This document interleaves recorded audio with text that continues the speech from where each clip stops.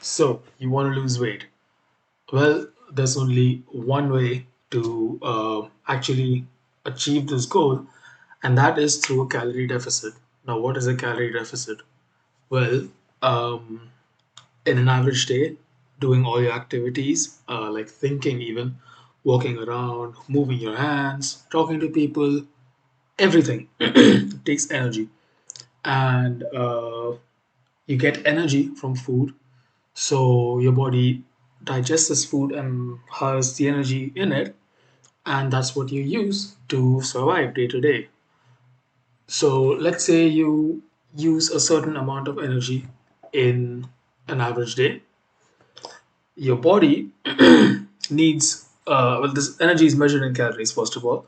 So for an average man, the value tends to be around 2,500 according to sources, and for a woman it's like 2,000 or slightly under, but it can vary a lot from person to person. So um, depends on your activity levels and how much you move around. Like for example, if you have restless leg syndrome like I do, you would burn quite a bit more calories just shaking your legs around or like just moving around doing like unnecessary activities. Anyways, that's kind of beside the point. But so on an average day, you would require, let's say, 2,500 calories if you're a guy watching this. And let's say you consistently eat under this. So where would the remaining energy come from if you are spending more energy than you have? That's where your fat comes in, because fat is nothing but stored energy, and your body would have to make up for the extra energy you're using by burning off fat. And if you consistently eat less than you burn off, you're going to end up losing weight eventually. So that's pretty simple. There's a lot of misinformation on the internet where uh, people talk about the insulin model on like hormones and stuff like that. But this is basic physics. Like you cannot get more energy out of a system than you put into it. So it's literally impossible to be in a calorie deficit and not lose weight, because then you're breaking the laws of physics, which is so far not possible. So now that you have that understood, the easiest way to do this would, of course, or not the easiest, but the most straightforward way would be to track every single thing you put in your mouth and count the calories for it, and make sure you're eating less than your maintenance. Now, before that, I guess we have to talk about your maintenance calories. And to do this, well, you can use online calculators, but again, like I said, they're just a guess, and there are a lot of um, differences between individuals. So calculators can be off. You could use it and get a value to go off of, let's say, and you could stick to this value and track your calories for a couple of weeks and also weigh yourself. And if your weight stays the same on average for 2 to 3 weeks, then you know that the calories you're eating are more or less your maintenance. And then you can go from there. So for this, the first thing would be to buy a weighing scale, and it's important because you want to weigh yourself around the same time every day. The best time would be in the morning after taking a dump, because um, your body weight can actually fluctuate a lot on a day-to-day basis because of different amount of water consumed, if you have taken a shit or not, if you eat a lot, if you had more salt, that can cause you to retain water. If you had more carbohydrates, you can also hold more water. There are a lot of factors that can cause your body weight to fluctuate by up to 1 to 2 kilos every day. That is not fat gain or loss, because it's honestly impossible to, almost impossible to gain or lose that much amount of fat in a day. So it's not the fat loss or gain that's causing these daily fluctuations. So that's the first thing, because you want to measure yourself, but you want to make sure that you do not get demotivated by, or even motivated. No, motivation can go the wrong way, but you don't want to let these daily weight fluctuations affect what you're doing. You have to observe the trends for a bit longer.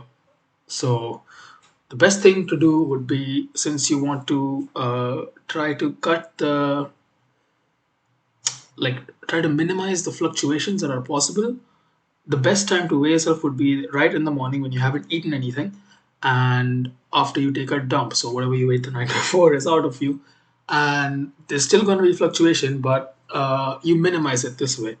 And you weigh yourself every morning after taking a dump for the whole week, ideally, and you take the each day, add that up, and divide by 7. So just take the average of a week and you have your body weight for that week. And so if this week's average and this week's average, the second week's average are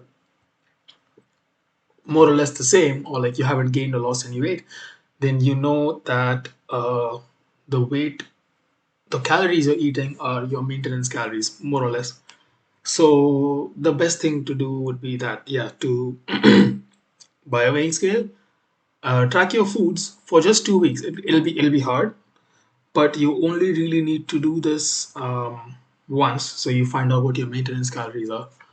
Another thing I could like another piece of advice, if you really don't want to track your calories for 2 whole weeks, is if you're not like super overweight or if you're not like gaining weight. So let's say you feel like you're getting fatter, then you might have to count your calories for sure. But if you think you've been more or less the same body weight for a while and you just eat intuitively, I would say track your calories for like 2 to 3 days, and then you can just continue to eat like this. Because the thing is, a lot of people, if they're just like staying at the same weight, um, they're probably somewhere around maintenance as it is. And I would also recommend you to have a structured eating schedule. Now, this sounds weird, but all I'm saying is you just have some structure to your day where you know you're going to eat breakfast, lunch, and dinner, for example, and then maybe a snack between lunch and dinner. If you're doing that, uh, you tend to eat more, like not more, but if you're doing this, like if you have a bit of structure, and if you tend to eat more or less similar sizes and similar portions of food, and your weight stays the same, you don't even need to count calories, because since your eating habits are more or less similar, we can make additions or subtractions based on your eating habits if you're already eating at maintenance. It's a bit hard, so I can explain with an example. For example, I got pretty fat 2 years ago, and that was because I was eating my breakfast, lunch, and dinner as usual. I was having big portions of desserts, and between those meals, I was snacking constantly on all sorts of garbage I bought from the supermarket, like candy, ice cream, chocolate bars, whatnot. So, yeah. So, what I did was, I knew I was eating breakfast, lunch, and dinner. Those were my main meals. What I changed was that I standardized my breakfast, lunch, and dinner into three types of meals. So, like breakfast was just a protein shake and some cereal. My lunch was usually a carbohydrate source, so that could be tortillas or rice. Uh, a protein source, which was usually meat, some veggies, and that's it. So, like a carb, a protein, and some vegetables. This is like the general structure of my meals, my main meals, my lunch and my dinner. And I can just rotate the carb source and the meat source. I can prepare them. I didn't bother much with how much oil or like stuff I was putting on the meat. Of course, I don't go overboard, but like a normal amount is okay. You don't have to like really cut down and like just boil your chicken with no spices and bullshit like that. So yeah, so what I did was I structured my meals, and then I cut out my dessert. I started eating kiwis, which were like 30 to 40 calories, and they were hella sweet, and they satisfied my sweet tooth for like barely any calorie costs. And I stopped snacking between um, my meals. And I also kind of increased the portions of my meals, so I was staying fuller for longer, and I did not feel the need to snack. And that really just melted the fat off my body in like 4 months or something.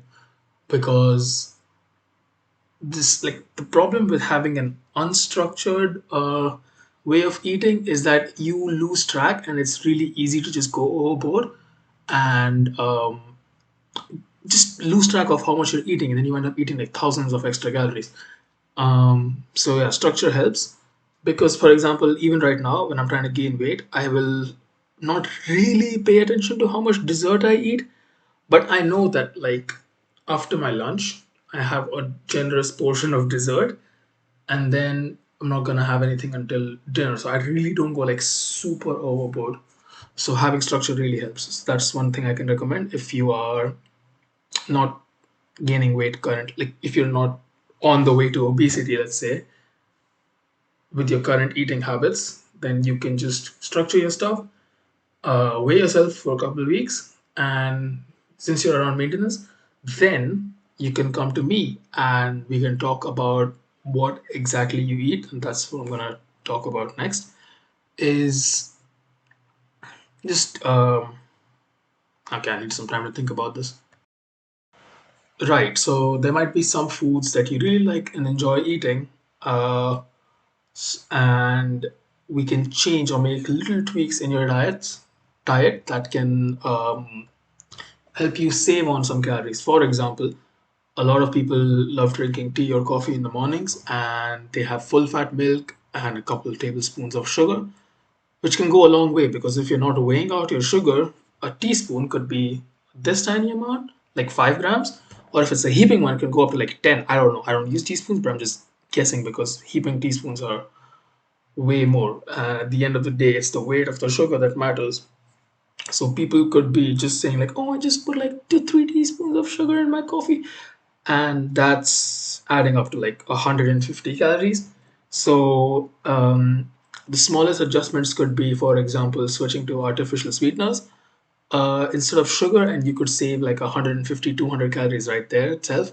Maybe you can go to a lower fat milk, and it'll take some time to adjust, but it helps. And if you're drinking soda, I can't advocate this enough. Zero sugar artificial sweetener soda is a lifesaver. I just drink it all the fucking time.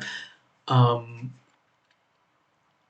there's a whole other like I can go on a whole other rant about people saying it's unsafe, but at the end of the day, it's in the human randomized control trials. It's shout out to Lane Norton.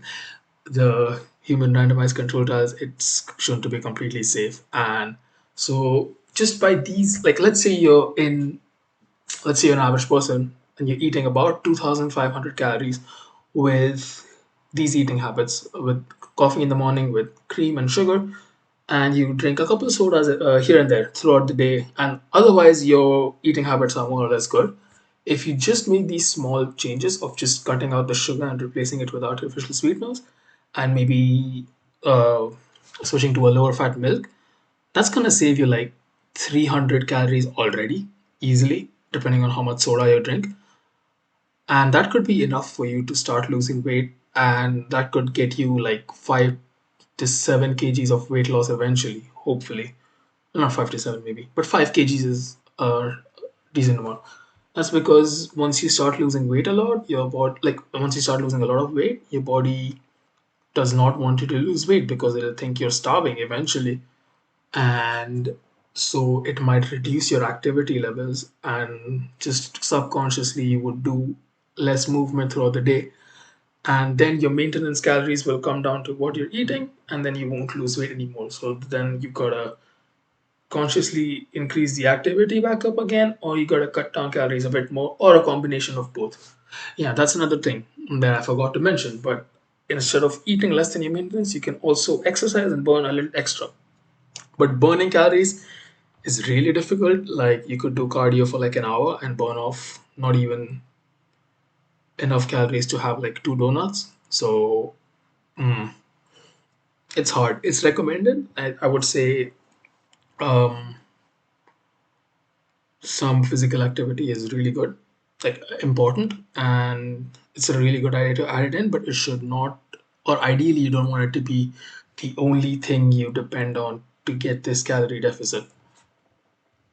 Um, yeah.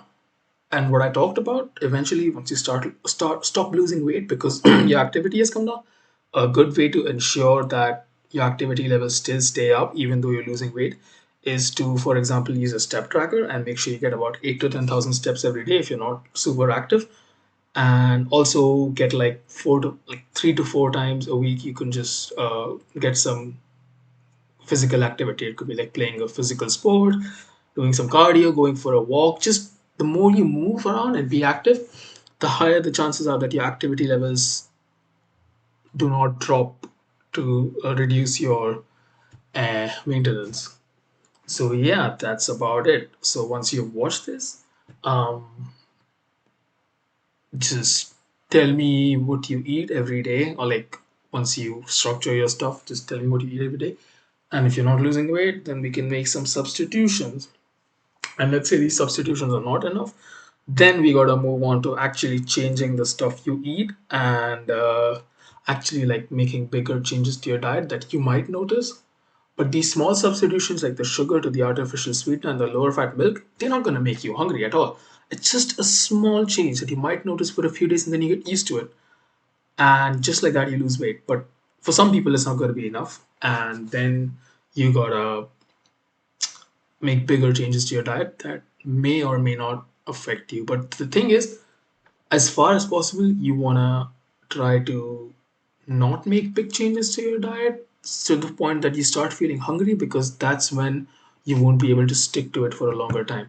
So there are still a few more smarter changes which I can tell you about once you tell me what you like to eat, because it's too long to just cover in this video, and there's a lot of them which I'm pretty sure I don't even know of, like just some lower calorie recipes.